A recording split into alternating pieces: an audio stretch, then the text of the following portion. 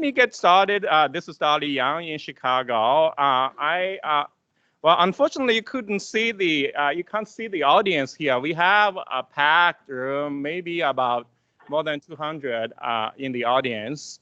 It's hard. I mean, the University of Chicago is a place, marketplace for different ideas. So it's really, it's not easy to get so many people together.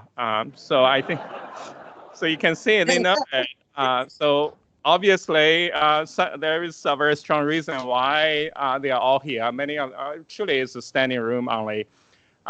So let me briefly introduce our speakers.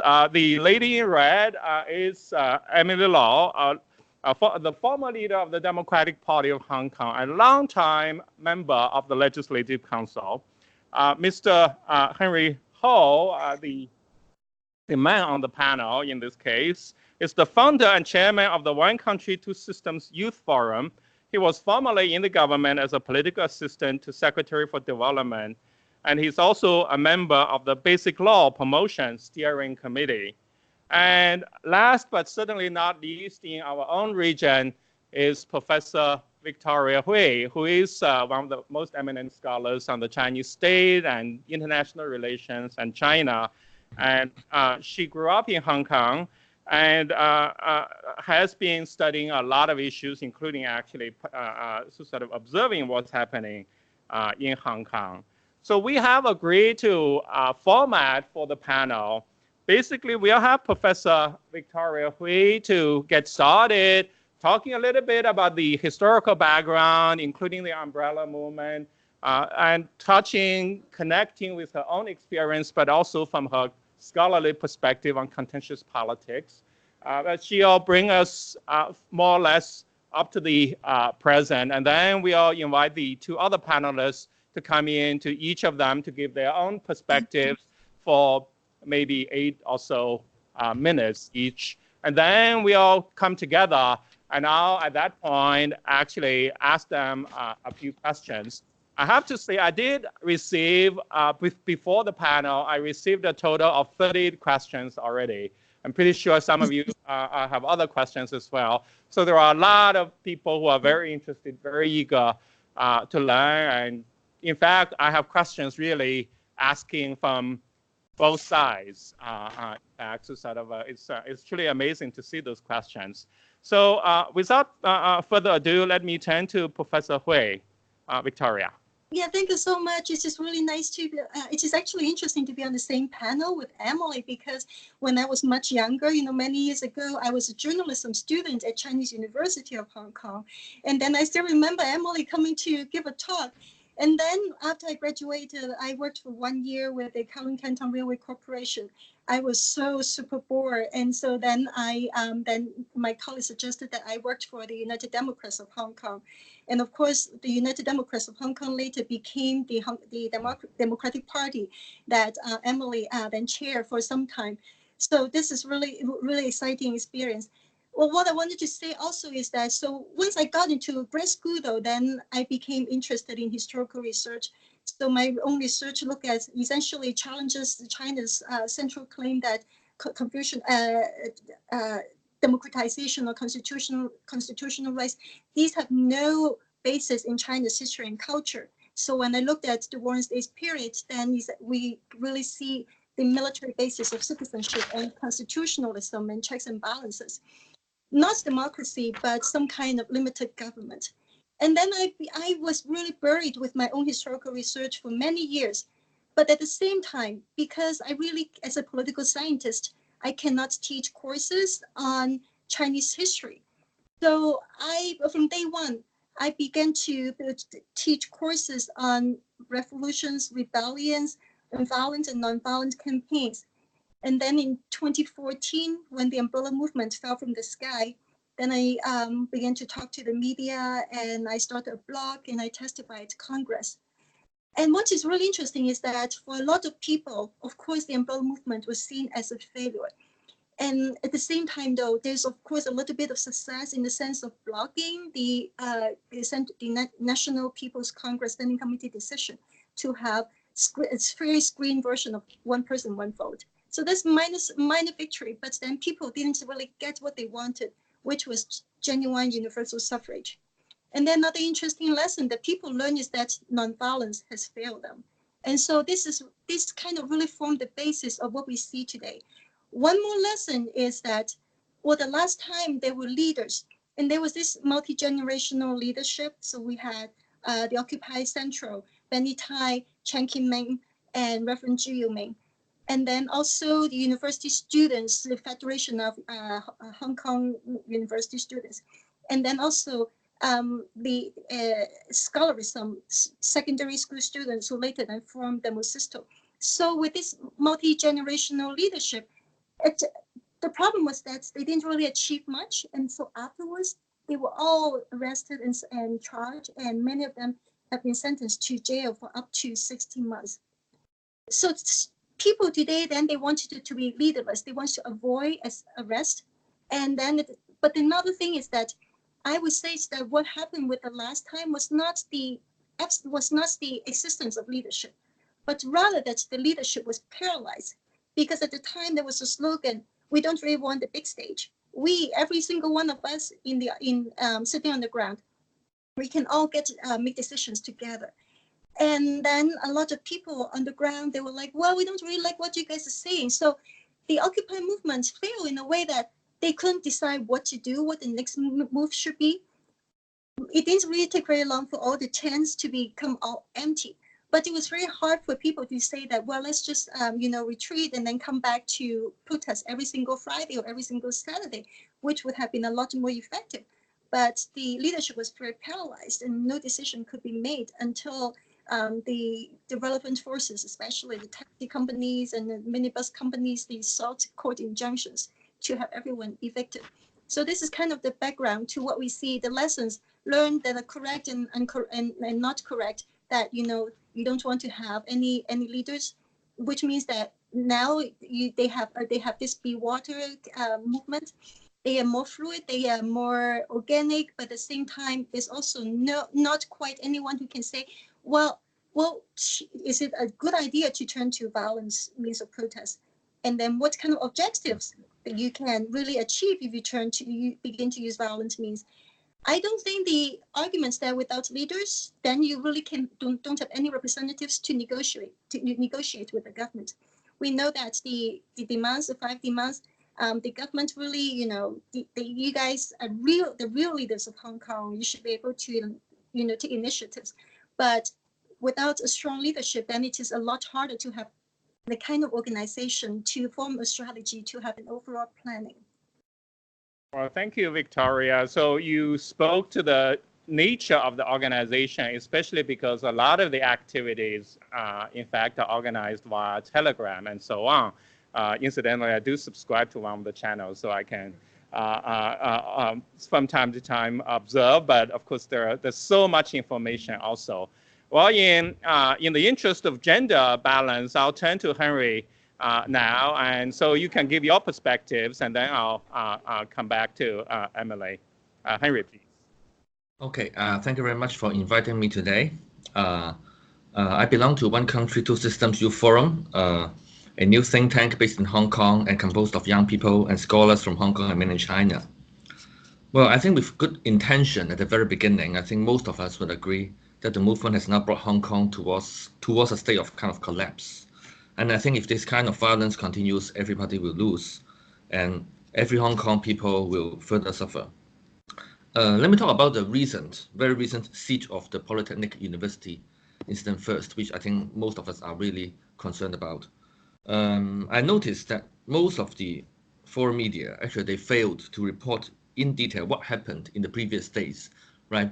The media is looking into the police, are they using violence, etc. I want to talk a little bit about that.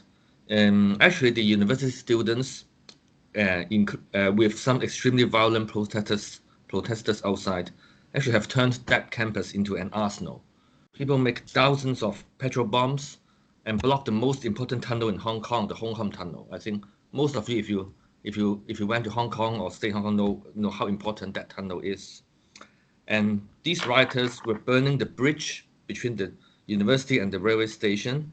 they burned and vandalized the campus, and more importantly, they stole chemicals from laboratories, tried to make chemical weapons. And I think it's fair to say that they are becoming terrorists.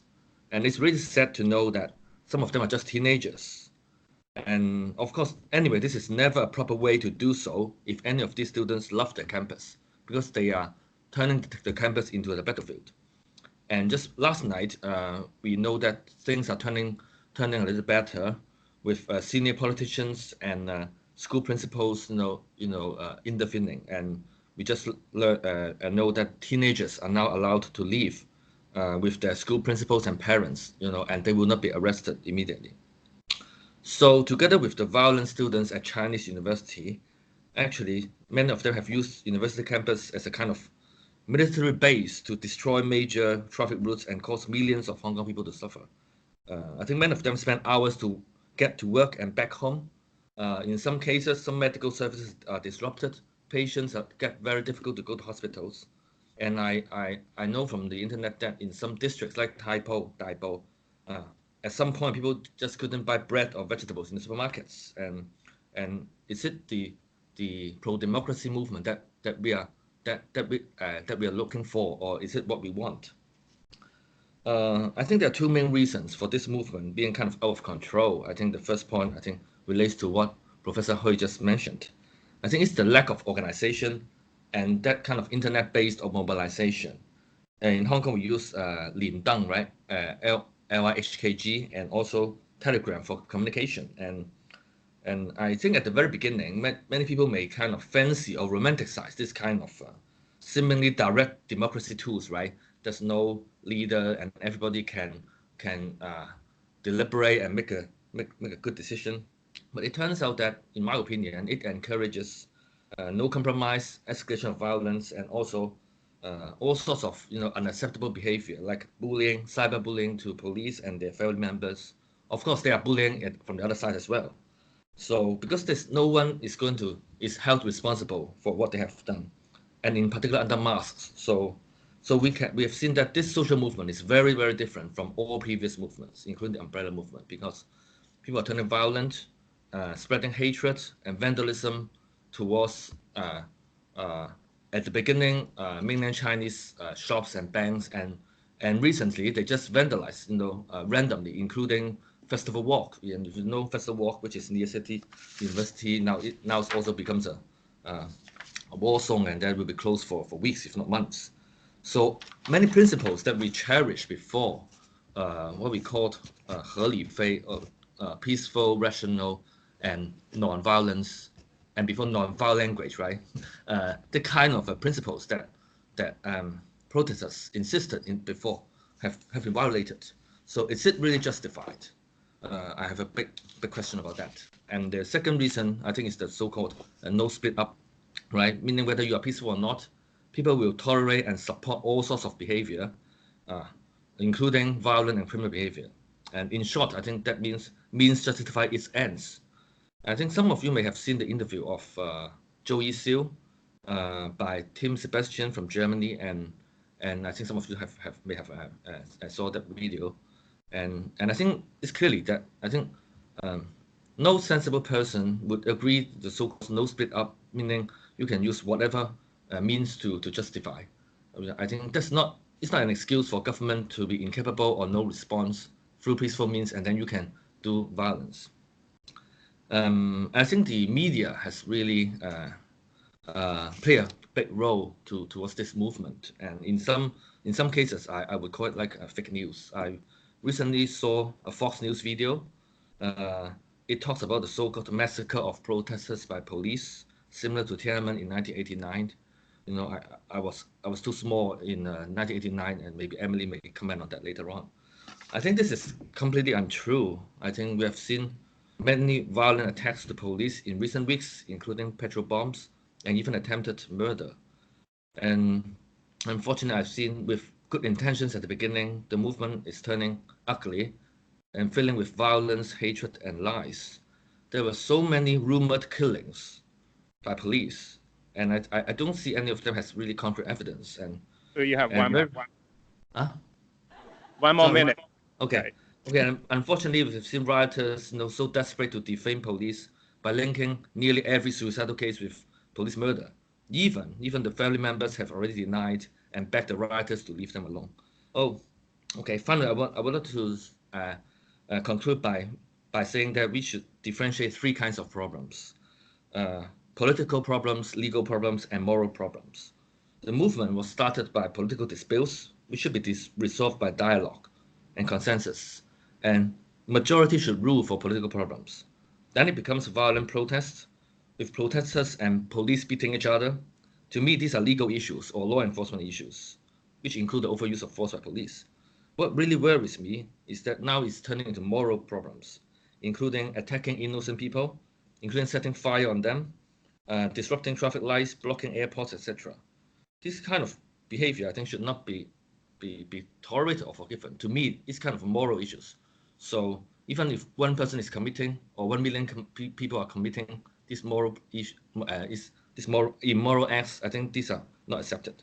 So my final point is that we should really try to differentiate these three kinds of issues rather than mixing them together. Thank you very much. Well, so that made some very.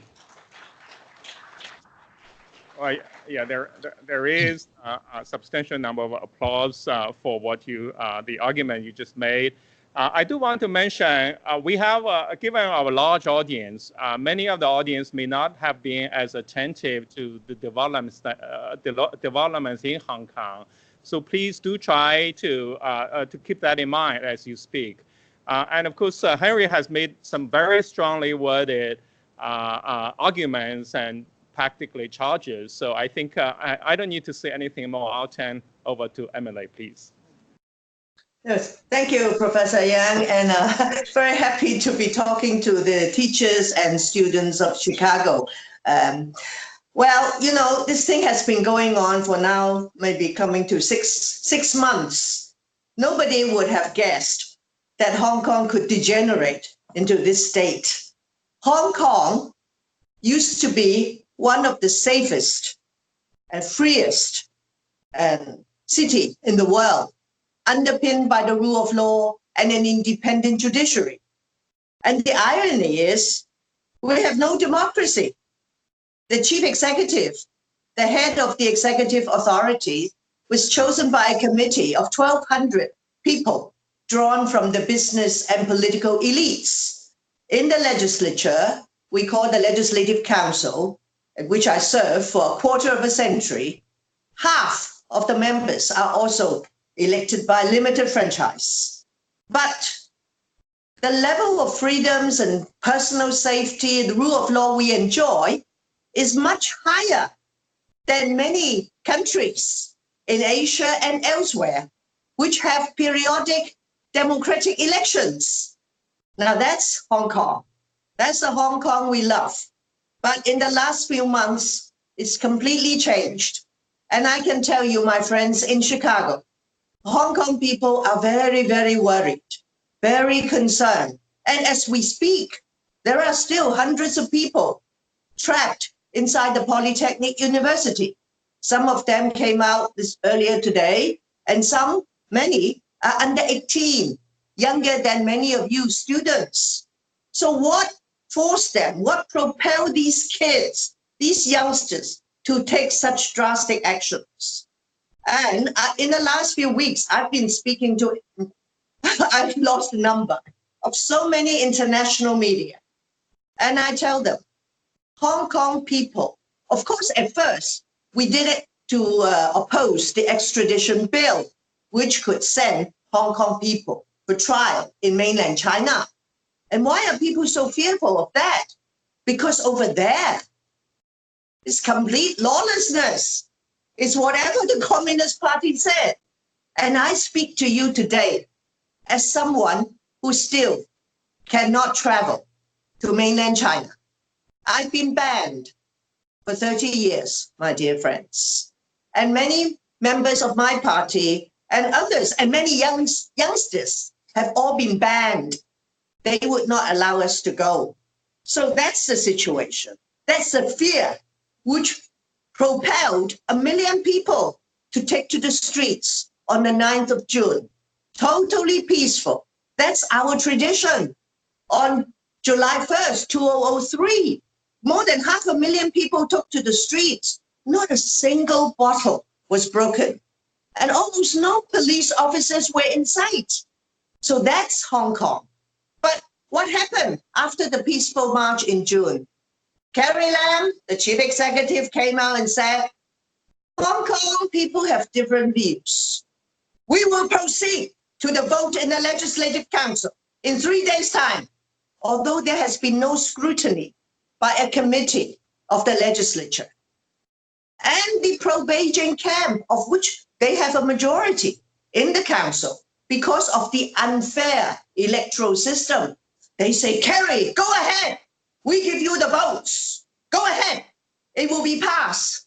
And what did Carrie Lam tell the people all the time? They say, this bill is okay. It's there to plug a loophole. How come we cannot extradite people to mainland China? They've been trying to do it for 22 years. Now, the other chief executives, C.H. Tung, Donald Tsang, C.Y. Leung, they have failed. Me, Carrie Lam, I'm going to plug the loophole. And what did Beijing say?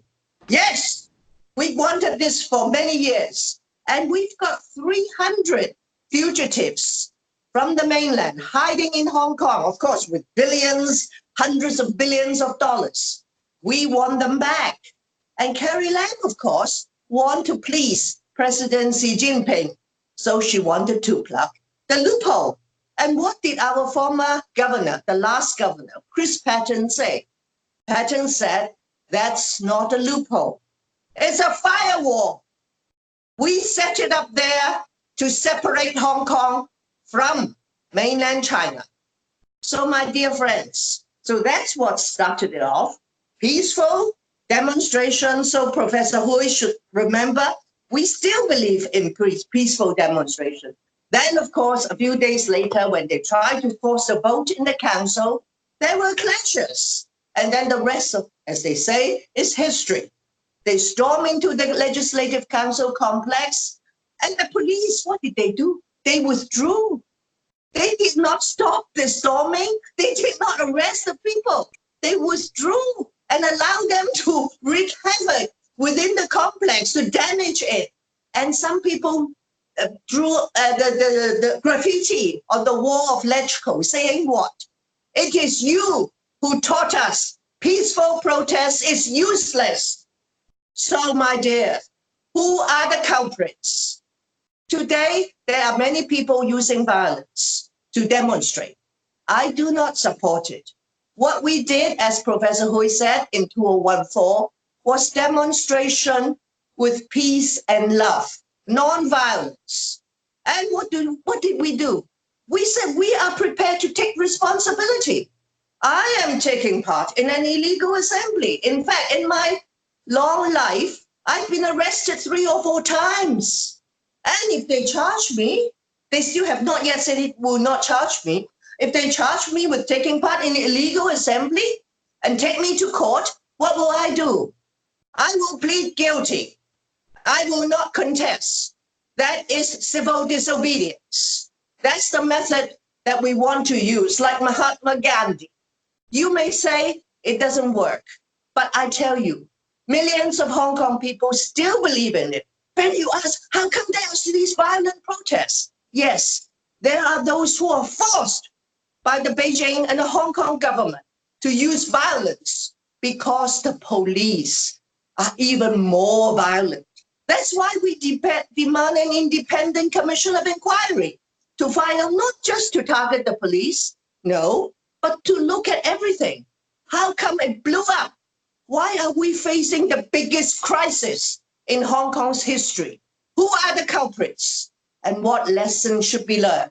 So, Professor Yang, I hope today's dialogue can help your students, whether they are from the blue camp, pro-communist camp, pro-democracy camp, or politically neutral. Hope they understand. And lastly, I hope they will speak up. Because Hong Kong is a small city, we need the support of the international community. And Chicago, University of Chicago, is a very powerful voice. So I hope you will speak up.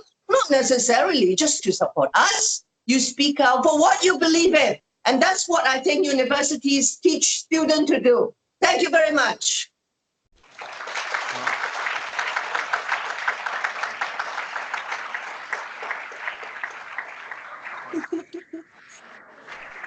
Well, you have clearly struck a chord here. Given the, I think certainly, I mean, of the questions I received from the many students before the event, in fact, quite a number of people raised the question about violence on both sides, actually. So sort of really increasingly, of course, there is some concern about violence by the protesters, but there are also questions actually about police violence. Emily already actually spoke to the issue, so maybe I should turn back to Henry to address, because you also, in fact, you also spoke very strongly, especially about violence by the protesters, in fact. So what about the issue of violence on both sides, actually, at this point? Well, I think for this movement, I think most of us, I think we got multiple sources of information. First of all, the 24-hour, news live broadcast, and also some from the internet. Of course, I think we have seen the police is getting increasingly, violent towards the protesters compared to June this year. In June, we have seen 2 cases of siege of the police headquarters, and we have seen the police actually they really have done nothing, and no tear gas, etc. So in recently we have seen police being using batons to handle those being arrested. I would say both sides have escalated their violence, and that I agree that the violence by police is one of the reasons why people are getting more and more angry. But as I said, I would like to differentiate these. To me, these are legal issues to be handled, but this should not justify protesters become rioters, to damage traffic lights, to block tunnels and do all sorts of behavior affecting millions of people. These are disproportionate response at all. So that's my point of view. Victoria, would you like to add to this? Yes, definitely. And I think it is important to really highlight, while we look at what happens today. So all the things that Henry was talking about, we also have to understand the whole thing as a process. And I think Emily emphasized that on June 9th, 1 million people were peacefully marching. On June 16th, 2 million people were marching. And so recently, people are also looking at, look at Chile.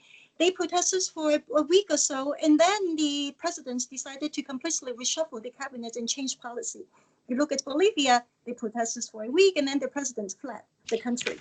So the thing is that why did not Carrie Lam listen to the people in June after, a whole week with 2 Sundays of massive peaceful protest? Now, and this is where my knowledge comes into place, is that I've been teaching courses on rebellious resistance movements for 15 years or so. I've seen repeatedly that the way to really try to impose a total crackdown is to incite riots, incite violence. And it is very easy for any authoritarian regime to incite violence. The first move you can do is just to call any protest riots, even when there's no one rioting. And when we know that the characterization of riots was first applied to Wednesday, June 12th, when tens of thousands of protesters were encircling the Legislative Council building to stop it from deliberating on the bill. And then, well, there was really few riots, and people were circulating also police stations later on, but they didn't really start throwing bricks. They were throwing eggs. I was watching the whole thing. And then later on, also what happened is that it's kind of like a game theoretic approach, right? So you take the challenger, take the first step, they protest. The regime can decide if they don't do anything or they do something. And in Hong Kong, in the case of the Hong Kong SAR, is that Beijing and Hong Kong, Carrie Lam decided that they're not going to do anything. When the regime does not do anything, they force the protesters to either give up or to escalate. And so then protesters escalated. And then at the same time, there's no better way to provoke, incite protester violence than using police brutality. So Henry said that, the whole idea of, the Hong Kong version of the Tiananmen massacre, it doesn't work in the sense that, well, not too many people have been killed. And also you don't really see the PLA tanks rolling into the business streets of Hong Kong. But there's also a different way. Beijing would not send out the PLA, well, because we actually already saw that the USCC, the Congressional Committee on Economic and Security Review, a commission, they just advocated, I think they said that if Beijing ever sends out the PLA, Hong Kong's autonomous status, Hong Kong special status should be suspended. So all along, Beijing understands that. So then they've refrained from using the PLA. They've deployed the Hong Kong police. They corrupt the Hong Kong police. So why on earth that at someone now, think about it, if you arrest a murderer on the spot, the police should not beat that person on the spot with batons so that this person has brain bleeding. You should not break that person's bone. You should not impose more torture on him in detention center. You should not deny him access to lawyers and family members for more than 10 hours. And all these things are happening in Hong Kong. So essentially, it is a very bloody crackdown without the PLA rolling out the tanks. But the job is being done by the local police. And then at the same time, that it is basically massive decapacitation of all those arrested, knowing that if you send them to the court may charge them for a year or 2 or maybe 5, but then they will come out and then they can protest again. But by causing severe damages and injuries, then these young people probably can never come back to protest again. And then this is not exactly a legal issue. These are political problems. And so I think I agree with Emily that we really need to have an independent investigation, more or less even actually a truth and reconciliation commission in order to figure out what happened and who did what. So the question of an independent commission or inquiry is one of the 5 demands being asked. But all of you actually referred to the chief executive, Carrie Lam. It actually raises some interesting questions, and some of the questions that have been asked mentions, for example, in France with the Yellow Vest movements, the president would go into the street.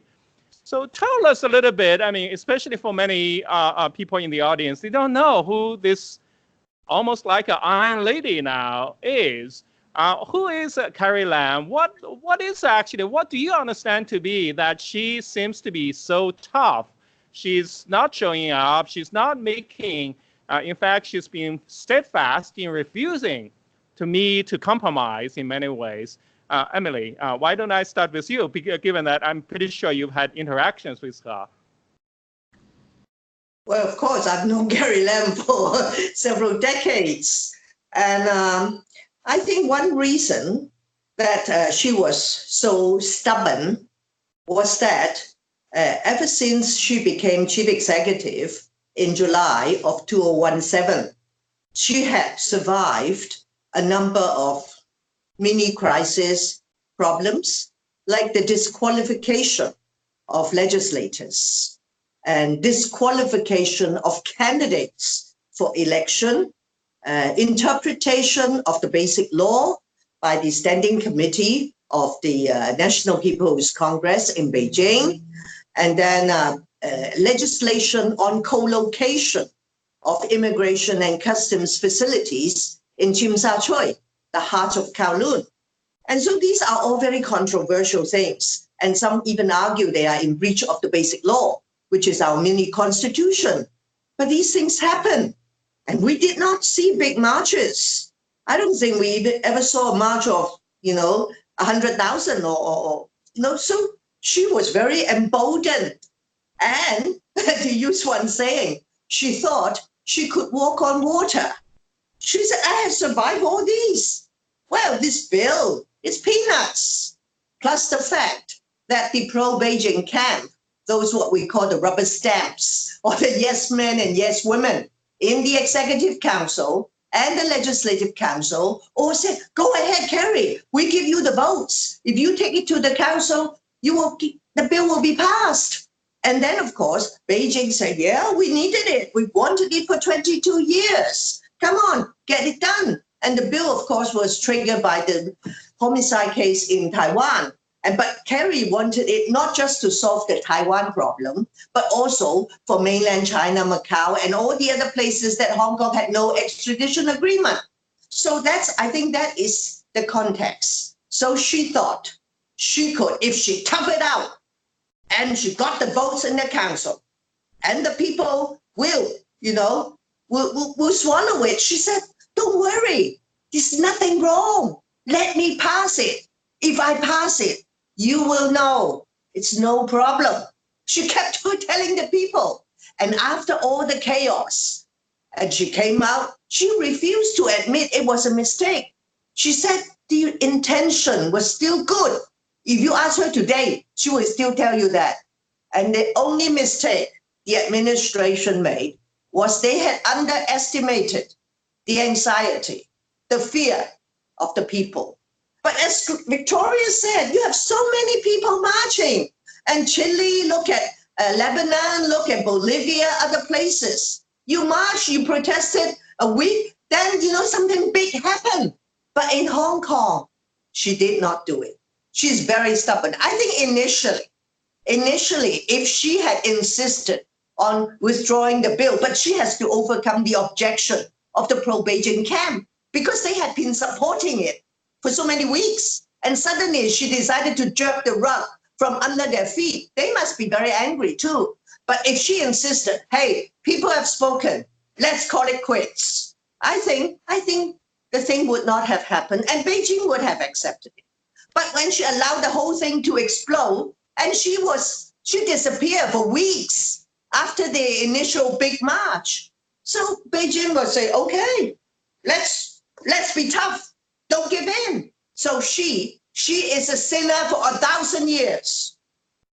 Well, certainly she's been a long-term loyal civil servant before she became the chief executive.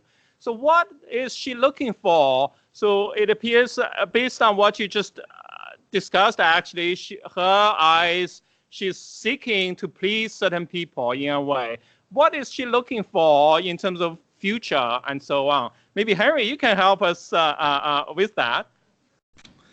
Well, I think most people in Hong Kong are very unhappy with what the government has handled this crisis, no matter you are from the pro-establishment camp or from the pro-democracy camp.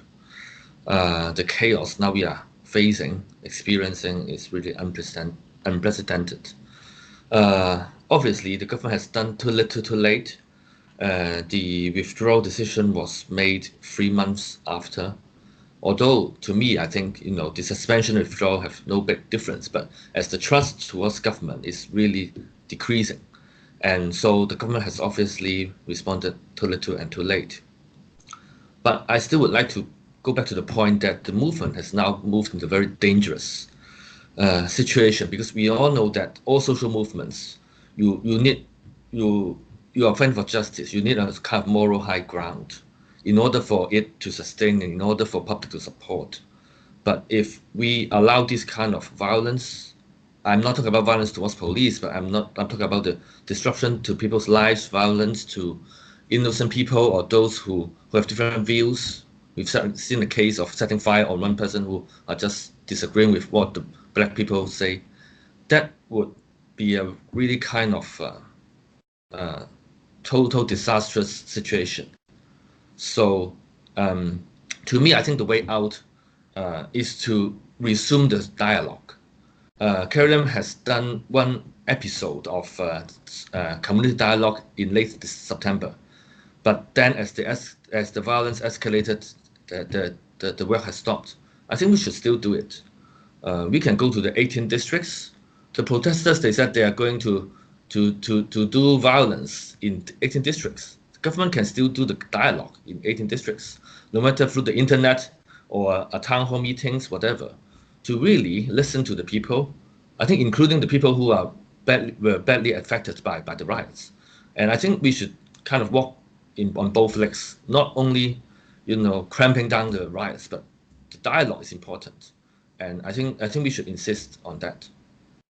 One of the questions I have gotten, and also was asked last night by some of the most prominent journalists covering the event was that how come the police has become so trigger happy now in terms of firing tear gas and so on. Their question is, normally Hong Kong is one city. Typically the police are from the community. They are essentially firing, dealing with people in their own community. And yet now the city, so many places, there's so much of that. How could we just realized we just don't know much about the police? What about the social cleavages also between the police and also the protesters and so on? We understand also maybe a quarter of the protesters, really the youth, were born after 1997, after the handover of Hong Kong to the PRC. So can you help us understand actually in terms of the police force? Because typically, before certainly the events of this year, everyone knows the Hong Kong police being one of the most professional in the world and in actually sort of overseeing this community and so on. Yet now we have come to this. What can we learn? What do we know about the police actually? And also in terms of the leadership. And does Carrie Lam, for example, when there was so much happening, it also appears that the chief executive doesn't seem to be directly dealing with the police as much, or maybe in back channels, but certainly she goes in to sometimes greet them, but doesn't seem to be actually sort of speaking out on some of the issues. So can you help us actually on that? Victoria? So let me speak on that.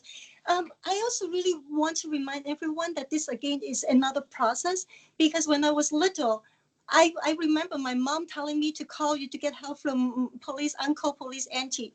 And I also remember that through many years of these protests, and Emily also knows that we will be doing high fives with these police officers. No one will see police officers, any people they are threatening. And then even during the umbrella movement of 2014, we still have many images of protesters holding the umbrellas to block the rain when it was raining, to shield police officers from the rain. So there were a lot of these gestures of goodwill up to 2014. But then also beginning from the umbrella movement, there have been already isolated cases of police officers beating people up. And they were beating people up at the time, not in full, in the full view of live streaming media, but in dark corners. And several of these officers who abused their power, they actually are charged and also sentenced to jail. Now, what happened today is, why would police officers be doing all this kind of brutality? And then I would actually use the word torture in full view. Why they can do all of this without any fear for responsibility, without any accountability? Well, there has to be some superpower behind them. Remember that after the Yuen Long attack on July 21st, the chief secretary, he came out to apologize a little bit, not quite apology, but there are some gaps between the expectations of Hong Kong people and the performance of the police, because they completely melted away, they disappeared, they looked the other way when people were attacked by these white-shirted gangsters in Yuen Long. And then then the police force union came out to attack him. Who are you? You don't speak for us. They, in denouncing the chief secretary, they actually were already violating the rules and procedures. And so repeatedly, they will still be, how exactly these people who are supposed to also come from Hong Kong, who are Hong Kong people, who should share the same core values. This is why we go back to higher force is essentially ordering the police to do whatever necessary to quell down the protest. And then Emily said earlier that Carrie Lam is very stubborn. She thinks that she's very competent. At the same time, before Carrie Lam agreed to suspend the bill, she had a meeting with Han Zhang in Shenzhen. So essentially, nobody now sees Carrie Lam that she really rules. It is really Beijing ruling from behind her scene. She's just a puppet. And when you use the police to incite violence, and protesters then also respond with violence, and it then becomes very easy. So once violence begets violence, once it's been started, it's very difficult to then de-escalate. Escalation is the more likely result. And also, I want to say, going back to people talking about why can Hong Kong people be like Gandhi? Since I've been teaching about Gandhi for so long, so Gandhi had his own core supporters of 1,000 or so people. They were told that those guys are going to beat you up. They're going to torture you. They're going to basically beat you up so badly that you have bloody face. But do not fight back. His core supporters, his 1,000 or so core supporters could do that. Same with Martin Luther King's. The black activists, they knew that they were going to be tortured when they sat down at lunch counters, that those whites would then put the cigarette butts on their head, would beat them up, would just get their faces all bloody, but do not fight back. It requires training. And then requires a lot of discipline, which actually the Occupy Central was trying to do. But then at the same time, as we said before, that this movement is seen as having failed. And so then we are seeing this essentially police-provoked escalation of violence. And once you have violence, then it is easy to create social distance, even though we're all Hong Kong people. And then you create social distance because then both sides feel like they have to defend themselves. And then this has also then contributed to the process of dehumanization that we talk about. So protesters call police officers dogs, and police officers call protesters cockroaches. Henry? Well, I think one of the reasons why police becomes so violent, to me, I think is at the beginning when the police is relatively restrained. As Professor Hui said, they are called dogs, and then a lot of humiliation by the protesters and also by the internet, users. I think have kind of defamed the police very much. And also, we remember that there are lots of attacks towards police headquarters, affecting the families of the police. And then this kind of accumulated hatred, I think mainly through cyberbullying and through these YHKG and Telegram platforms. Of course, I don't mean this is the right response, but to me, as I said, the media, the social media, and also the have really fueled this movement and fueled hatred, and also to spread fear and lies around. In recent weeks, lots of rumors about police killings, but what are the names? Who are the family members of those being killed? We have no names at all. So of course there are some suicidal cases or suspected cases, but to me, I think it seems that some people are really deliberately spreading hatred towards police, and then it is accepted by many young people, including teenagers, and to really fuel the movement to become more and more violent. Well, I have so many more questions, but I'm aware that time is passing very fast, and I would like the audience to have the opportunity to ask you directly. If for those of you who want to ask a question, you may line up there. But given that Henry in particular has been mentioning how the media has been playing such a bad role, I would like to ask all of you to very quickly say, if the students want to learn about what's happening in Hong Kong, in your view, in the proper way, where should they go? Henry, why don't I start with you first? You mean what should the students learn about the correct, the good, the right information in order to understand what's happening in Hong Kong? Well, I think there are. We need to really look at information from both sides, and you will see this kind of heaven and hell, very different interpretations. So what we generally call the blue ribbon information and yellow ribbon, right? And also the foreign media. I think students should look at all three kinds of media. The foreign media, they would, because of the limited coverage, they would more likely they would kind of focus on the more violent or more visible scenes. But for other, more in-depth media from both sides, you may learn more about the reasons behind.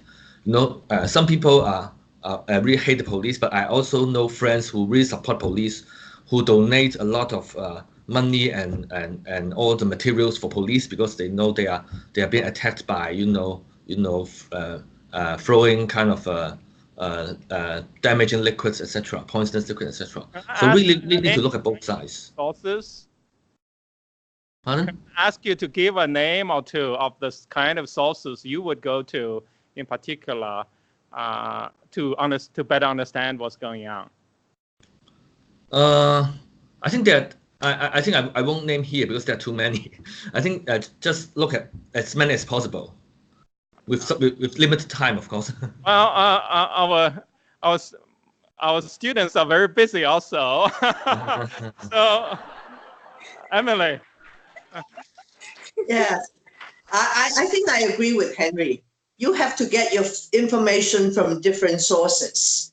And I think the mainstream media, although some people do not trust them, I think by and large, I think they do an adequate job. And you can, of course, go online, and there is the blue camp and the yellow camp, and even the students are busy. Just don't allow yourself to be misled, because you are intelligent individuals. Don't look at one thing and they say, oh, that's it. Sometimes what we say, fact check. So I think it is a very complicated issue. There are views from both sides. So if you want to know more, you can go to your television, radio, you can read the New York Times, Washington Post, you can read the Financial Times. I think there are many of them they are very balanced and independent. Well, certainly our UChicago students, they are very dedicated and very talented in that regard.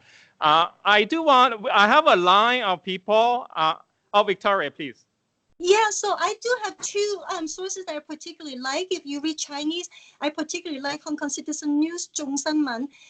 It is a media, it is an internet-based organization, but it is really formed of the most senior, most veteran journalists in Hong Kong. And then I also like, if in English, I also like the Hong Kong Free Press. Now, at the same time, I do agree that you have to really read stuff from both sides. Another thing is important is to use our brain. So, for example, a lot of people, when they read the English sources, they read the SCMP. And then there's this particular story about how one taxi driver was ramming his taxi into a woman and breaking her bones. And then the SCMP story would tell us that, well, because someone broke into the car and then swerved and took over the steering wheel. And then I was like, how credible is that? You know, it's not. Double check. Definitely, if you are reading the South China Morning Post, also check out the Hong Kong Free Press and vice versa, I guess. So I have a line of people here, and I would like to invite them over to this side so that you can see them. Zhiying, why don't you come over here? So be succinct and introduce yourself very briefly too. Sorry, before we begin, thank you very much for your participation.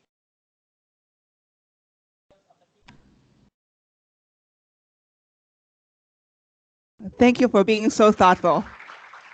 Hi, everyone. Thank you so much for sharing your thoughts. I'm Zhiying Ma from the School of Social Work, a faculty member at the School of Social Work here at University of Chicago. I want to, since Professor Yang has asked about the cleavages on the blue side, I want to ask a little bit about the cleavages on the yellow side, because I've been, for the past few days, I've been reading the posts on LIHKG, only wanting to understand the protesters' mindset. And it seems to me that although, of course, they are very, very angry of the government and the blue camp and the police, etc., there is also a kind of mistrust of the pan-democrats. They feel that the pan-democrats cannot really represent them and that the legal measures cannot work, etc. So I want to ask Professor Hui of this question of like, how has the relationship between the pan-democrats and maybe more radical protesters come to this point? And maybe for Madam Lau of this question of how can pan-democrats relate to these more radicalized netizens who are sort of like championing the protests right now? Well, thank you. This is a great question. Essentially, Hong Kong is quite divided, and then at the same time, you're quite right that especially after the 2016 elections, when Edward Leung was disqualified, and then also further, he was not even allowed to run, and then other localists who were elected, and then they were disqualified by the National People's Congress Standing Committee decision. People got really upset. And then also that there was the fishbowl revolution in 2016, when young people were already throwing bricks, and then they were subject to charges. So Edward Learnberg, because of his participation, is jailed for 6 years.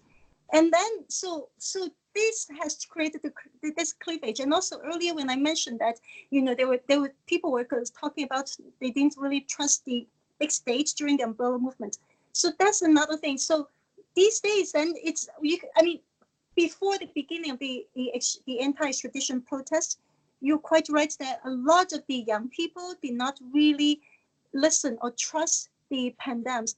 So that, for example, on July 1st, when people were trying to break into the Legislative Council building, all the pandemic legislators were out there begging these people not to do it because, guys, this is you're going to be charged with rioting, subject to 10 years of imprisonment.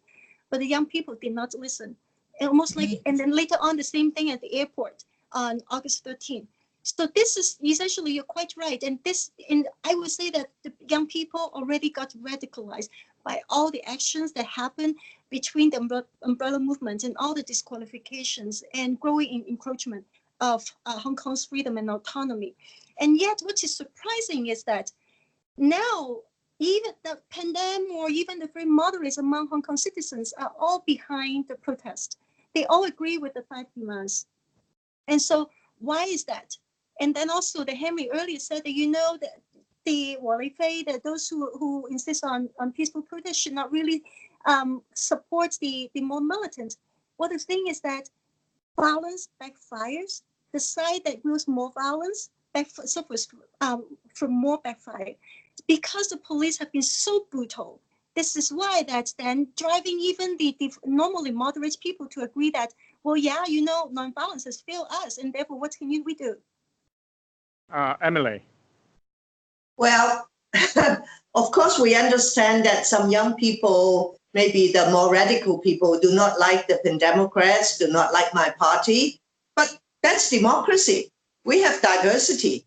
And this coming Sunday, we hope the district council elections will be held because the government yesterday was threatening to cancel or to postpone the election. But if it's going to be held, let the people speak via the ballot box. And we are very humble. I think we will learn from the whole experience and we want to engage. But if there are people, old or young, who do not like us, we respect that, no problem. But there is one thing I want to point out, Professor Yang, is that with the protesters, we're all talking about young protesters and all that, and it's true, many are young. But there is growing concern that some of the protesters have been sent by others to do the work, to do the dirty work, to stir up trouble. Whether it's storming of the Legislative Council complex, the withdrawal of the police, and all the other things. Some may be done by very angry protesters, young people. Some may be done by what you call the Asian provocateur. So this is something that we have to understand. And China is watching. And China, the Communist Party, is very good at infiltration. They will infiltrate anything and everything to wreak havoc. And there are also enemies of President Xi Jinping who would love to see Hong Kong becoming a big mess. And then the president will be an embarrassment on international stage. Every city, every conference he attends, Hong Kong will come up and he will be very embarrassed. And his enemies are happy to see that. So this has many dimensions, international dimensions. And we must not just restrict ourselves to saying, oh, they are the young protesters, they are very angry. Yes, some are upset with us. We understand, we will learn. And if we don't get votes in a democracy, our party will disappear. But this is the system we're fighting for, whereby the people can have a say. And we are very humble politicians. We listen to the views, but we do not support violence. We do not support disorder like that. And we urge everybody to scale down, de-escalate. And I agree with Henry. We should all engage, not just holding the town hall meetings, Henry. You know what the Finance Committee chair of the Legislative Council, Chen Kim-po, said a few weeks ago? He's from the blue camp. he supports the setting up of an independent commission of inquiry, which is a good start. And one key thing, of course, is the terms of reference. It could become very controversial. And Mr. Chan said, well, I think the two camps in LegCo should sit down and try to negotiate and agree on the terms of reference and then present it to the administration. I think he's right. But are we seeing that? No. Why is the pro-Beijing camp so intransigent? Because they are being ordered by Beijing, because they are too frightened to speak up. They are just puppets. And Hong Kong, as Patton said, will die in the hands of the Hong Kong people, the Hong Kong puppets. Well, Henry, I see that you are itching to say something, but I did hear one possibility is the district elections could be a moment for a little bit of a slowdown, quiet down, and perhaps in the process, people could begin to reflect a little more in this. But Henry, would you very quickly say something? Or otherwise, I'll invite the next questioner. Well, I agree that this escalating violence is very important because only 5 days ahead for district elections.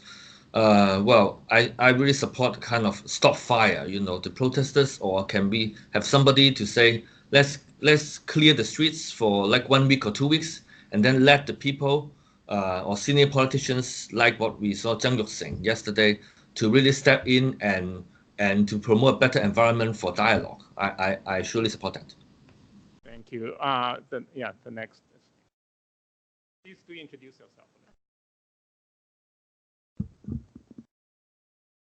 Hi, thank you for being here. My name is Fan Mei. I'm a student at UChicago. And it is my understanding that the protest started because of the extradition bill. And the bill was abolished about like a month or 2 months ago. So I wasn't too clear what has been the protesters' request after the bill was abolished. I know the word democracy has been used a lot, but we also know that it's a pretty compounded word. So is there a list of specifics that contains the protesters' request to the other side? Thank you. Okay, let me just take my first take at it. Is the protesters have 5 demands: the formal withdrawal of the extradition bill. The second is setting up of an independent inquiry. Third, dropping the characterization of what happened on July 12th as riots. Fourth, dropping the charges of rioting for those arrested. And fifth, restarting the process to introduce genuine universal suffrage. So I would say that the demands number 3 and number 4 actually directly related to demand number 2, because once you have this review committee, then you will basically can decide if there was riots and if those people arrested should be charged with rioting. And why calling for genuine universal suffrage? Don't forget that this was the rallying cry of the umbrella movement, and the umbrella movement failed to achieve that. And then is democracy something very, very fake? No, because the Basic Law Article 45 and Article 68 promises the ultimate aim of universal suffrage for both the selection of the chief executive and the legislative council. And the Basic Law also stipulates how the chief executive and the legislative council should be chosen up to 2007/2008, except that by 2004, NTCSC issued a decision interpretation. No, you guys are not ready. We'll have to wait for 10 years. And because 10 years, meaning that it was being postponed to 2017, and when 2017 was coming closer closer and closer, then Benny Tai said we need to do something about it. Therefore, the umbrella movement, and at the same time, also that the NPCSC issued another decision on August 31st, 2014. So what people are asking for is something very concrete, promised in the Basic Law. Well, thank you, Victoria. Yeah, hi, my name is Teng. I'm actually a family member of a Chicago faculty. So I thank for all the panelists for their great talks. But we've talked about different camps in Hong Kong, the local media, the foreign media. But I noticed one of the important people, which is the voice of mainland China, people has been ignored throughout this forum. So I want to address this in like two different ways. The first one. Do you have a question? Yes. Yeah. So yeah. So the first question is, from what I heard from my friend from mainland China, like some of them are pro the protesters, a little bit more are pro the police, but I think the majority of them just like looking this as a joke, just laughing at Hong Kong people, the city got destroyed or the economy got destroyed and so on. Meanwhile, I'm also in some of the protesters, Telegram group or Facebook group. They're also like viewing this as a victory, like how many flights got delayed or how many business got, closed or like just causing damage to the society. So it looks like they're, succeeding. So I'm from mainland, but I also study in Hong Kong. I really love the city. So I actually want to ask Professor Hui, do you think the protesters actually want the Hong Kong to be destroyed as they were saying? That's part of their goal, or it's not, or just like, why are they saying that? And the second part I want to ask Miss Emily Lau, which is I have many friends who they're, professors, students, or workers from mainland China. They got attacked on the street, pouring gasoline on their body. Some, CUHK professors, just because they're from mainland China, their office got smacked, or like, students got fled back to, mainland because they're afraid of hatred attack. So what do you think the government should do to provide this kind of like a minority group in Hong Kong, because they're kind of between, the central government and the protesters?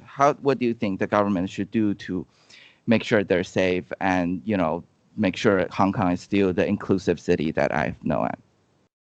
Thank you so much. So let me again address that. The one thing I want to say is that Hong Kong people for a long time actually are very supportive of mainland Chinese. So just like, the relations between police and protesters have become so sour. This really didn't really fall from the sky, the same as the tensions between Hong Kong people and mainlanders in Hong Kong. I still remember that when I was much younger, that on campus, because there were so few mainland students, and every single one basically was so eager to learn Cantonese. Everyone was so eager to learn about Hong Kong's values. Everyone was so eager to learn about what made Hong Kong tick. And therefore, everyone was working together. And also, it is very important to also see the impact of the Tiananmen. Again, Hong Kong people pour their hearts out to support mainland intellectuals in 1989. And the devastation, the disappointment has been really, really huge. And I also want to address your first question is, do these young people want to destroy Hong Kong? Now, I think that you are referring to the slogan, if we burn, you burn with us. So essentially what the young people are seeing is that Beijing has completely ruined Hong Kong's autonomy, the one country, two systems. There's no future for them. And if there's already no future, then, they are just trying to defend what they have grown up with, even though a lot of them were born after 1997, but they believe that, early on, they still have freedoms. They still basically had the ability to speak their minds. And now there's increasing white terror. There's increasing censorship. Hong Kong is looking more and more like Shenzhen. So what they try to do is to actually protect the things that they have, rather than, as, what people think, trying to destroy Hong Kong. Emily. On the attacks on Chinese students here and mainlanders, I'm totally against it. And I think the student is right. Hong Kong is a multicultural city. We should have diversity. We should have freedom of expression. And so I'm all against it. And of course, the government should do something. But it's for the whole 7 million Hong Kong people to be more civilized and to respect people with different views. Sometimes, I walk down the road and sometimes people throw, accusations at me. And some people say, oh, very good. So there are people with different views. So we have to accept it. We have to tolerate it. And we have to speak out against such barbaric behavior. And I would like to think, and I hope, people from all over the world, any nationality, religious background, ethnicity, they should be able to come and live in Hong Kong and work in Hong Kong. And I, of course, I condemn all kinds of violence against minority, against people with different views. But having said that, I am told that in many universities in America and in other foreign countries, there's all kinds of barbaric behavior perpetrated by different camps. Professor, I'm flying to Canada tomorrow, and I will be taking part in forum in Halifax and in Toronto. And my hosts, they are so worried. They have told the police that such events would happen because they are afraid that there would be very, very strong commotion and people would be attacked. So should I need to be so worried when I'm going to a civilized country? But I'm told on many American campuses, these things happen. So Professor Yang, you can tell me whether that's happening. And if it happens in Hong Kong, I condemn it. And I will use my life, as they say, to defend the rights of people who will speak against me. Well, it's you're always welcome in Chicago. Thank you. Thank you. Henry, would you like to speak to this issue too? Yeah, thank you for this question. I think this student is pointing to me one of the ugliest part of this movement. Professor Hui may be right to say that the protesters' violence is due to police violence, right? But what has the mainland people done to receive some kind of discriminatory treatment? Well, of course, we haven't seen many cases of attacking, mainland Chinese, but many of my friends saying that from mainland China, they dare not speak Putonghua in public. People may look down on them, and we have seen people attacking, Chinese shops, Chinese banks, and bear in mind there are so many Hong Kong people working there. And to me, the movement is not kind of turning into a kind of ultra-right, kind of xenophobic or racist movement that we have seen in other countries. And that's what I said. This movement, at least turning to this point, is very different from previous ones. I don't know if these people are having any ideals or they're just spreading hatred to innocent people.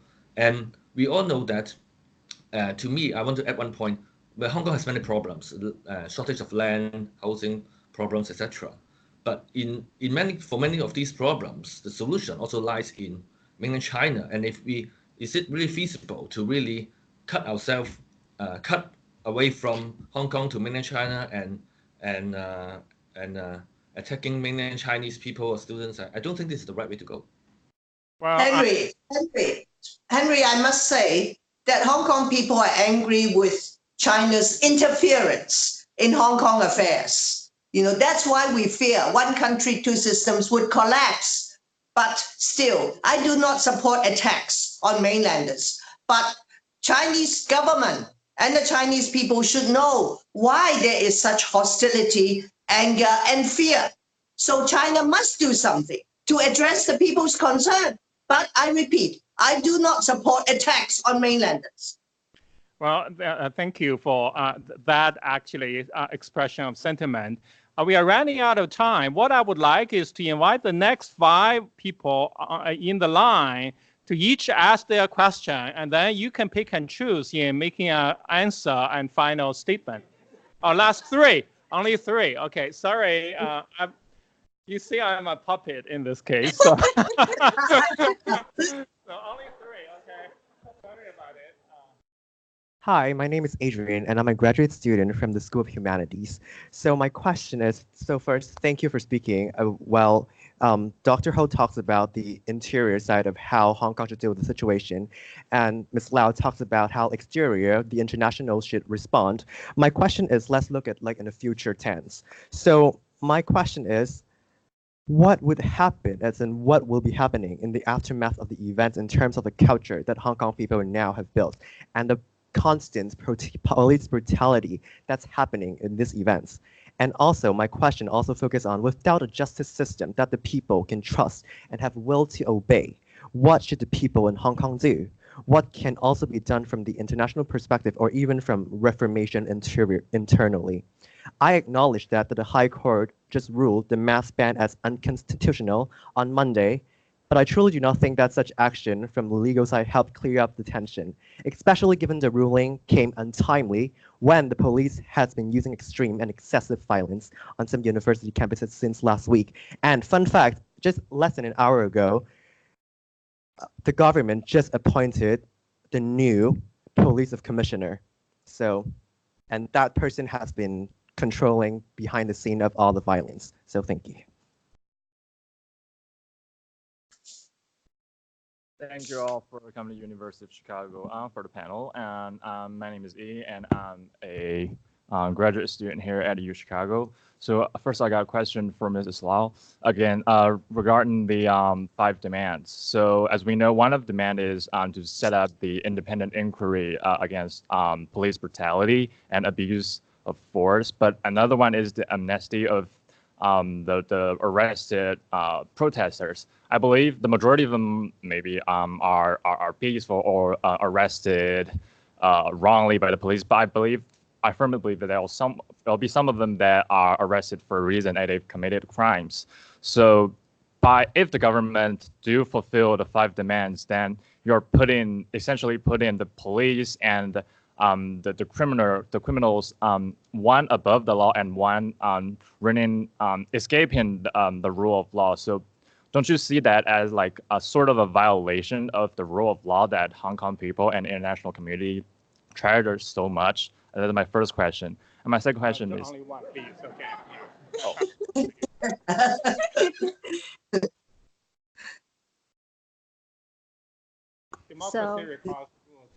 Okay. So my question would be brief because of a little bit of time. So I have a question about the point that Carrie Lam did not respond to people's demands but actually, according to the news, I did see she actually offered an opportunity of having an open conversation with student leaders in Hong Kong, but it's actually the student leaders who rejected, and they reject the open conversation just because not all of their demands are satisfied, and one of them is to release all the protesters that have been arrested, which I think is not very reasonable. So my question would be, for the pro-democracy movement, do you really think those student leaders, some of them are very young, they're still in the university, they are mature enough and capable enough to lead this movement and to even represent the whole society? Can they actually take this responsibility? Okay. Well, could I turn, why don't we do it alphabetically so I don't have to make a real decision? So Henry. Oh, okay. I think there are many questions. To me, I think I'll reply to the last question first. Each of you have about 2 minutes, and you can whatever you feel especially urgent, because I know every one of you has a busy day ahead as well. I think whether the student leaders are mature enough is one question, but what worries more is there are no leaders in this movement. People don't like to be represented, so there are no coordinated strategy. Even if government is willing to negotiate, who is the representative? And that's the characteristic of this movement, and I think explains one of the reasons why it's getting more and more radical and uncontrolled. So, well, if the people they are willing to have some kind of organization, to have leaders, and then together with pan-democratic politicians like Emily, to really sit down with the government, I think that would be a positive sign. We have seen this 5 years ago during the umbrella movement. Although that negotiation or that negotiation doesn't bear fruit, but at least people are willing to sit down and to start dialogue. I noticed that people are trying to do something. People like Christine Low, Anna Wu, they have organized a kind of big, scale dialogue, but it's not by the government to really invite people to sit down and voice out. I think we need more kind of such initiatives, and the government should really, people should really attend and listen to the people. Victoria. Yes, let me also go with the second and the third question, which really are the same.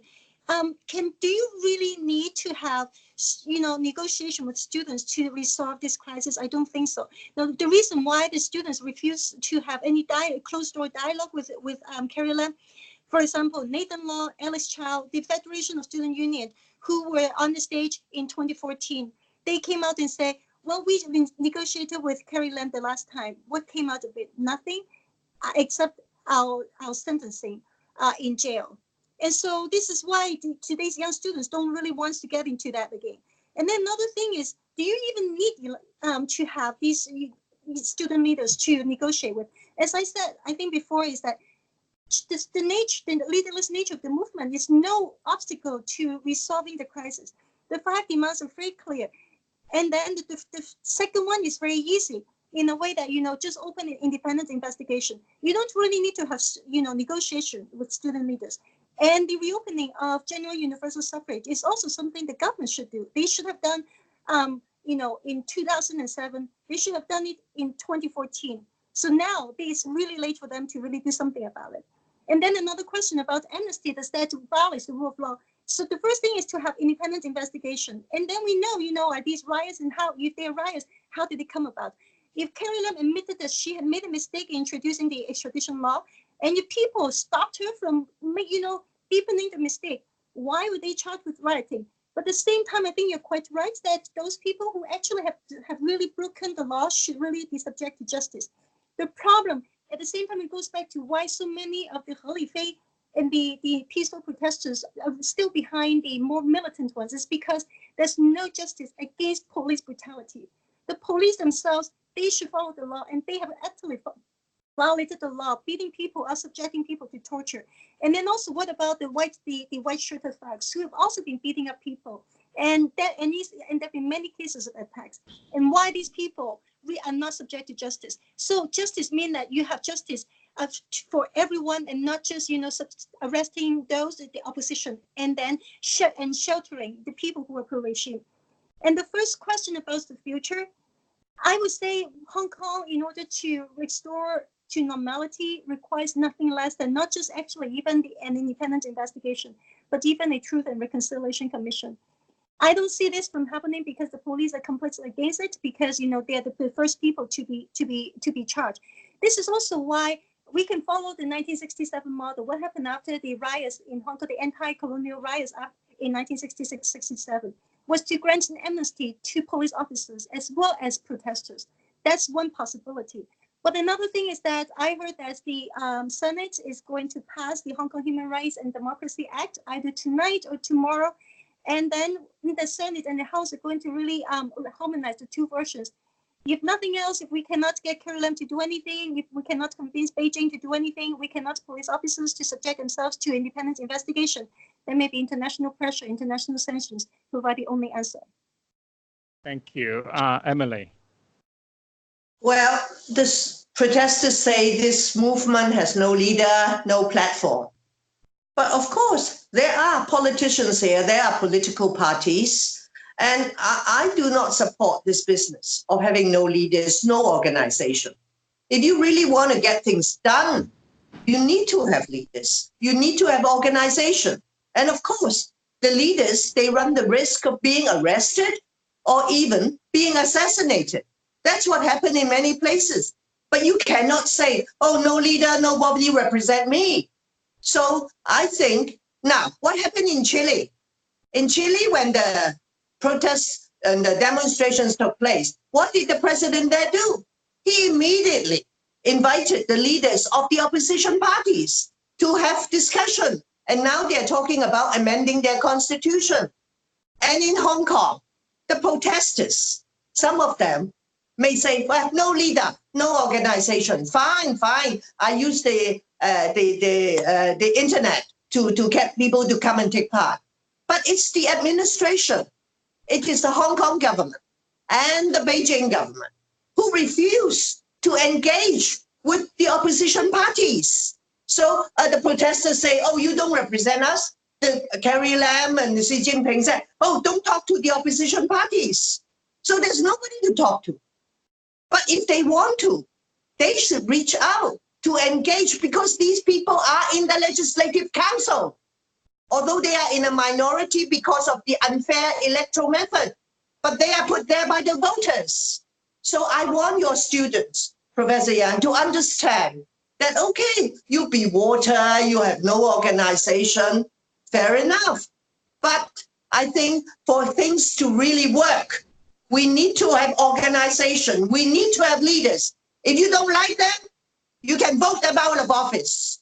That's what we are fighting for. We are not fighting for anarchy, whereby nobody, no leader, no organization, just water, just flooding, like in Venice. That's not what I'm fighting for, Professor.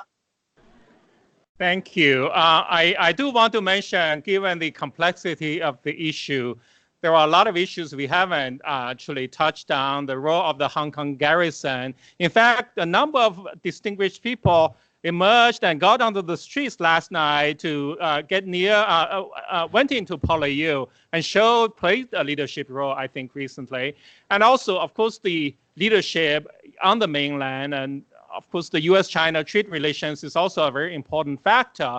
And also Victoria briefly mentioned. In fact, the US recognizes Hong Kong's relative autonomous status based on the 1992 United States Hong Kong Policy Act.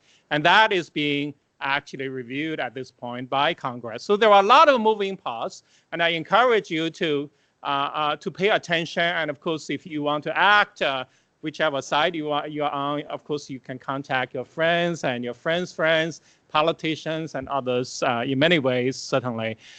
So in the meantime, thank you for attending this event, and please join me in thanking our 3 distinguished panelists. Thank you very much. Thank you for having us. Okay. Yeah, bye-bye. Bye-bye. Okay. Yeah. Okay. Thank you.